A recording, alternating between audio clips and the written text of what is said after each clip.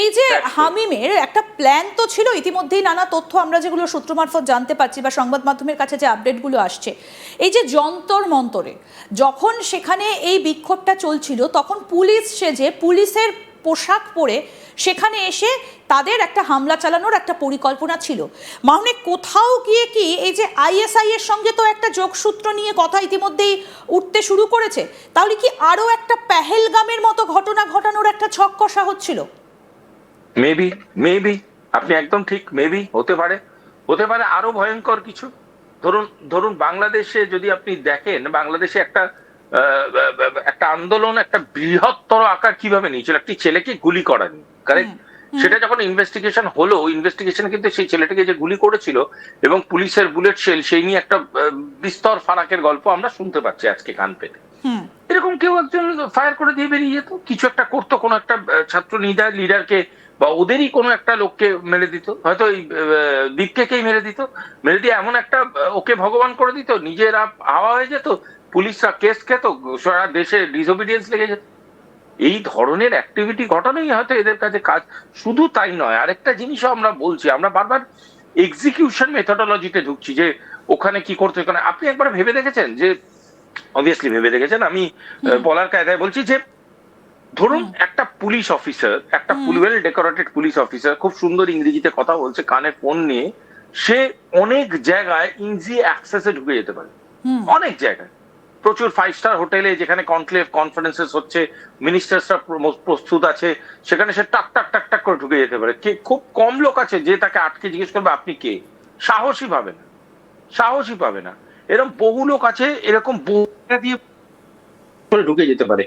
এই লোকগুলো বিভিন্ন রকম এন্ট্রান্স পেতে পারে, বিভিন্ন রকম এন্ট্রি পেতে পারে, বিভিন্ন জায়গায় অ্যাক্সেস পেতে পারে, কত কিছু ঘটাতে পারে শুধু যন্তর মন্তর। আজকে বলুন তো, এরা যদি কোনোভাবে আমাদের যারা দিল্লি সম্বন্ধে ওয়াকিবহাল তারা জানে, দিল্লিতে হাজার হাজার 5 স্টার হোটেলে হাজার হাজার গভর্নমেন্ট কনক্লেভ কনফারেন্সেস হয়, সেখানে হাজার হাজার মিনিস্টার থাকে, যা কিছু হয়ে যেতে পারে, যেখানে যা কিছু ঘটিয়ে দিতে পারতো এরা এই পুলিশের ইউনিফর্ম পরে। শুধু কি লাঠিচার্জ, তার থেকে অনেক ভয়ঙ্কর কিছু ঘটিয়ে দিতে পারতো এরা। সুতরাং এদের আমি সেটাই সুভাষিস, আমি এই জায়গাটাতে জানতে চাইছি যে তাহলে নিরাপত্তা ব্যবস্থা কোথায়? কারণ যে অভিযোগগুলো সামনে এসেছে, হামিম শুভেন্দু অধিকারী সম্পর্কে রেইকি করতে নিউ টাউনে কিছুদিন এসে থেকেছিলেন বলে সূত্র মারফত আমরা জানতে পারছি, এবং কোন সময় তার নিরাপত্তাটা একটু কমে সেই খোঁজ খবরও রাখা শুরু করেছিল। আবার অন্যদিকে প্রতিমন্ত্রী উমেশ রায়, তার গতিবিধি সম্পর্কে খোঁজ খবর রাখা বা তার ছেলের সম্পর্কে খোঁজ খবর রাখা, এইগুলো যখন কেউ করে ফেলতে পারছে অতি সহজে, তাহলে তো নিরাপত্তাটা নিয়ে প্রশ্ন উঠবে না?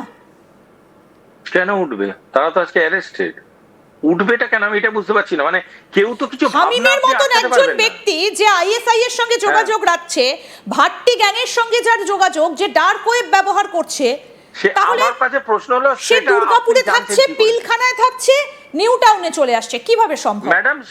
ম্যাডাম সেটা আপনি জানলেন কি করে যে ও ভাট্টি গ্যাংয়ের সাথে যুক্ত, যে বর্ধমান থেকে থাকতো, সে তাকে জিজ্ঞাসাবাদ করে এসটিএফ এর সূত্র মারফত। ঠিক আছে, কে এসটিএফটা, কে এসটিএফ? স্পেশাল টাস্ক ফোর্স, পুলিশের প্রশাসন। অবশ্যই প্রশাসন। সিকিউরিটি কাজ করছে তো, সিকিউরিটি কাজ করছে তো, তাই তো অ্যারেস্টেড হয়েছে।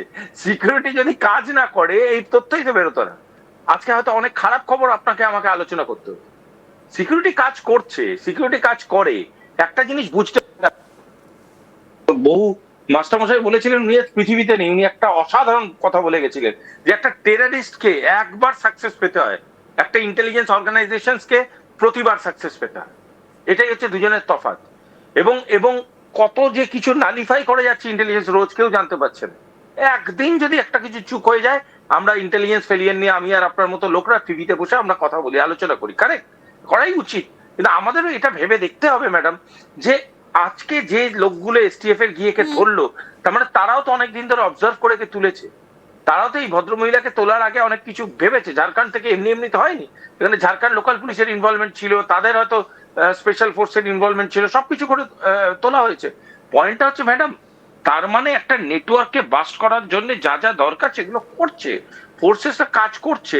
পয়েন্টটা হলো, এরা আজকে সমাজের এমন স্তরে এতটা ভিতরে চলে গেছে না ম্যাডাম, যে জিনিসটাকে আমাদের সাধারণ মানুষ, সিভিল সোসাইটিকে মারাত্মক রকম রেসপন্সিবল হতে হবে।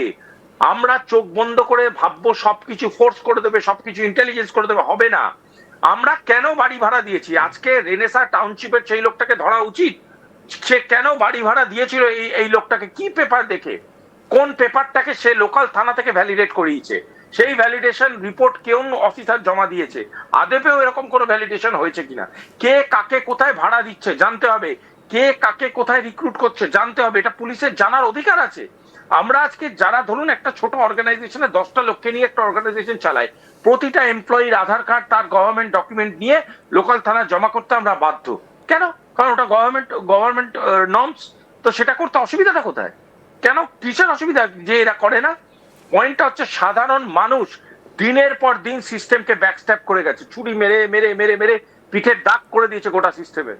সেই সাধারণ মানুষকে রেসপন্সিবল হতে হবে। সাধারণ মানুষ যদি রেসপন্সিবল না হয়, কোনোভাবে কোনো মতেই এই দেশকে বাঁচানো যাবে না। কিন্তু জেনজিকে তাহলে জেনজিকে আটকাবেন কি করে?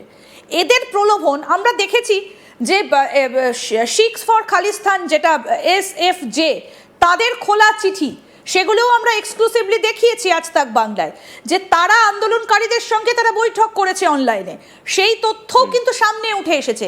তাহলে এদের সঙ্গে যে এই হামিমের মতো লোকেদের কোনো সংযোগ নেই সেটা তো আমরা বলতে পারি না, থাকতেও পারে।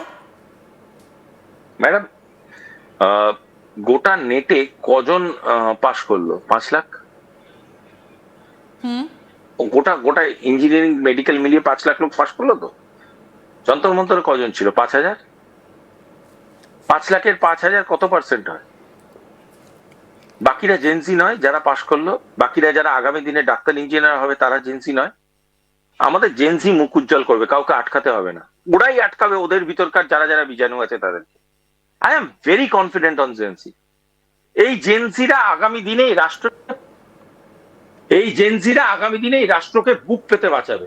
গোটা ভারতবর্ষের 70% যদি জেনজি হয়, তার 0.1% গদ্দারি করতে পারে, 0.1% খারাপ হতে পারে। এরা আগামীর ভবিষ্যৎ, আগামী সূর্য, এরাই ভারতবর্ষের আগামী দিন লিখবে, আগামী দিনের দিনলিপি লিখবে। আমি গর্বের সাথে বলছি, আমাদের জেনজিদের আটকাতে হবে না। আমাদের জেনজিরা গোটা পৃথিবীর কাছে ভারতবর্ষকে আরো উপরে নিয়ে যাবে। এই কিছু লোক যারা নিজেদেরকে জেনজি বলে, তারা কিসের জেনজি, কি কন্ট্রিবিউশনের কথা ভাবছে, কি কাজ করেছে দেখছেন তো সব আপনারাই। বড় বড় নিউজ চ্যানেলে গিয়ে যখন তাদের জিজ্ঞেস করছেন, তারা নেটের ফুল ফর্ম বলতে পারছে না, নেটের প্রোটেস্টে নেমে পড়ছে। এটা জেনজি রিপ্রেজেন্টেটিভ নাকি তারা জেনজি রিপ্রেজেন্টেটিভ? যে মেয়েটি পাশ করার পরে বলছে আমি অ্যারোনটিক্যাল ইঞ্জিনিয়ার হয়ে অমুক করবো তমুক করবো, আমি ভারতবর্ষের DRDO তে সার্ভ করবো, আমি ভারতবর্ষের স্পেস রিসার্চে সার্ভ করবো, তারা জেনজি নয়? যে বলছে, যেই মেয়েটি পাশ করার পরে বলছে যে আমি আগামী দিনে ডাক্তার হয়ে আমি ভিলেজে গিয়ে ডাক্তারি করব, সে জেনজি নয়?